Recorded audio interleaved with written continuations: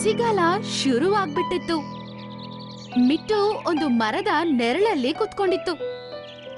ಆಗ ಆಕಾಶದಿಂದ ಒಂದು ಪಕ್ಷಿ ಬಂದು ಕೆಳಗಡೆ ಬೀಳುತ್ತೆ. ಅದರ ರೆಕ್ಕೆಗಳಲ್ಲಿ ಹೇಟಾಗಿರುತ್ತೆ. ಎಲ್ಲೋದ್ಲು ಚುನ್ಮುನ್? ಇವತ್ತಲ್ಲ ನಾಳೆ ನನ್ನ ಕೈಗೆ ಸಿಕ್ಕೇ ಸಿಗ್ತಾಳೆ. ಹಂಗಂತೇಳಿ ಆ ಹದ್ದು ಅಲ್ಲಿಂದ ಹೋಗ್ಬಿಡುತ್ತೆ. ಅರೆ, ನಿನಗೆ ಹೇಗ್ ಗಾಯ ಆಯ್ತು? ಆ ಹದ್ದು ನನ್ನ ಮೇಲೆ ದಾಳಿ ಮಾಡಿತು. ಅದಂತೂ ಹೋಗಾಯ್ತು. ಆದ್ರೆ ನಿನ್ ಹೆಸರೇನು? ನನ್ನ ಹೆಸರು ಚುನ್ಮುನ್. ನಿನ್ ಹೆಸರು ಚೆನ್ನಾಗಿದೆ. ನೀನ್ ನನ್ ಜೊತೆ ನಡಿ. ಮತ್ತೆ ನೀನು ಆರಾಮಾಗೋ ತನಕ ನೀನು ನನ್ನ ಮನೆಯಲ್ಲೇ ಇರ್ಬೋದು. ನಿಜವಾಗ್ಲೂನಾ?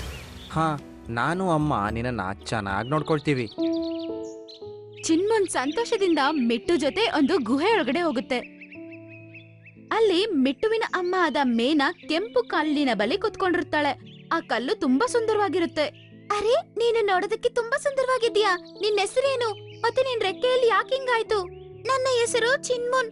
ಗೋಲ್ಡಿ ಎನ್ನುವ ಒಂದು ಹದ್ದು ಯಾವಾಗ್ಲೂ ನನ್ನ ಹಿಂದೆನೆ ಬಿದ್ದಿರುತ್ತೆ. ಆ ಹದ್ದತ್ರದಿಂದ ತಪ್ಸ್ಕೊಂಡ್ ಬರುವಾಗ ನಾನು ಈ ಕಾಡಿಗೆ ಬಂದ್ ಸೇರ್ಕೊಂಡೆ.